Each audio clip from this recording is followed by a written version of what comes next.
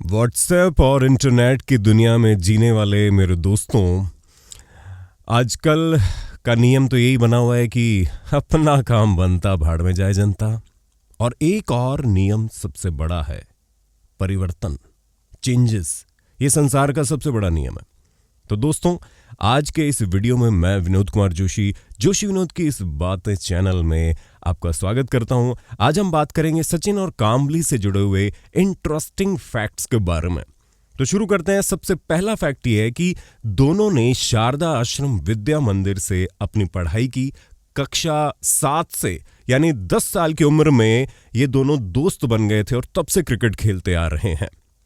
दूसरा फैक्ट ये है कि इन दोनों ने अपने स्कूल टाइम में ही क्रिकेट में बहुत महारत हासिल कर ली थी। रमाकांत आचरेकर जो इनके गुरु थे, इनसे इन्होंने क्रिकेट की बारीकियां सीखी और सेंट जेवियर स्कूल के खिलाफ खेलते हुए हैरी शील्ड टूर्नामेंट में 664 रन की विश्व रिकॉर्ड साझेदारी इन्होंने बनाई थी 1988 में, जिसे तोड़ा कब गया 2006 में मनोज कुमार और मोहम्मद शहबाज ने, जो 721 रन की हाईएस्ट पार्टनरशिप थी, वो भी स्कूल टूर्नामेंट में बनाई गई थी।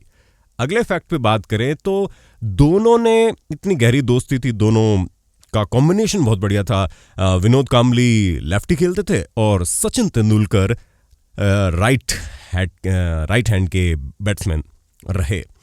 और तो क्या हुआ कि इन्होंने अपना जो इंटरनेशनल करियर है वो भी एक साथ 1-2 साल के अंतराल में शुरू किया।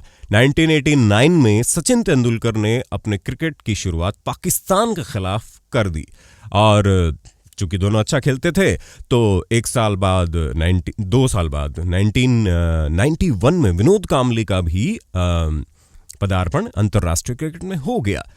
सबसे इंटरेस्टिंग फैक्ट अगला जो है वो ये है कि सचिन से पहले विनोद कामली ने शतक बनाया था 1993 में, और वो भी किसके खिलाफ? क्रिकेट के बादशाह, उस वक्त जब क्रिकेट का बोलबाला बहुत ज्यादा था, इंग्लैंड के खिलाफ पहला इन्होंने शतक लगाया था। और इनकी क्लास बैट्समैन देखकर सब लोग हतप्रभ रह गए थे। मतलब एक वीडियो तो ऐसा भी है कि विनोद कामली ने 50 मारी और उसके गालों पे किस करने के लिए फैन आ गया और बड़ी मुश्किल से उसने बचाया। ठीक है, अब बात करते हैं जो फर्स्ट सेंचुरी जो विनोद कामली ने बनाई, उसका फैक्ट एक और इंटरेस्टिंग ये है कि नॉन स्ट्राइक एंड पे इन्हीं के बचपन के साथ ही सचिन तेंदुलकर खड़े थे ओडीआई के अंदर। अब दूसरे फर्स्ट सेंचुरी सचिन तेंदुलकर की बात करते हैं, जो 1994 में इन्होंने बनाई थी। वो बनाई थी ऑस्ट्रेलिया के खिलाफ। ऑस्ट्रेलिया के खिलाफ बहुत ज्यादा शतक इन्होंने मारे हैं। तब जब इन्होंने फर्स्ट ओडीआई 100 बनाया तो नॉन स्ट्राइक एंड पे इनके साथ विनोद कामली खड़े थे। तो दोनों को भगवान ने इतनी प्रतिभा के साथ जन्म दिया था। वो बात अलग है कि दोनों इसको, मतलब विनोद कामली ने ज्यादा हवाबाजी में आ गए या कुछ भी कह लो। अब अगले फैक्ट की बात करें तो विनोद कामली ने 1 दशक लगभग क्रिकेट खेला और बहुत ज़्यादा शतक नहीं बनाए, और उसके बाद वो बहुत ज़्यादा अपने अय्याशी में या कुछ किसी में भी मान लो, उनका एक वक्त था, दौर था। और सचिन स्टेबल होकर काम करते रहे, अपना खेल करते रहे। इनके बारे में अभी एक वीडियो वायरल हुआ था जब रमाकांत आचरेकर के कोई समारोह था उनकी। तो मीडिया वाले क्या है, हर चीज़ को तोड़ मोड़ के पेश करने में माहिर होता है।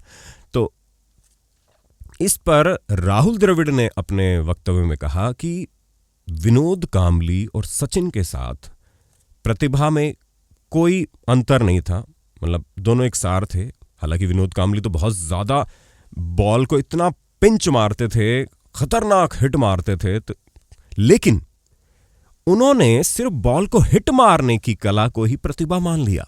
जो दूसरे सेक्टर हैं, अनुशासन है, अपनी हेल्थ का ध्यान रखना है, पार्टीबाजी से लिमिटेड में करते हुए अपने खेल को बरकरार रखना है, वो शायद विनोद कामली नहीं कर पाए। इसलिए शायद आज विनोद कामली कोई नहीं बनना चाहता, सचिन तेंदुलकर सब बनना चाहते हैं।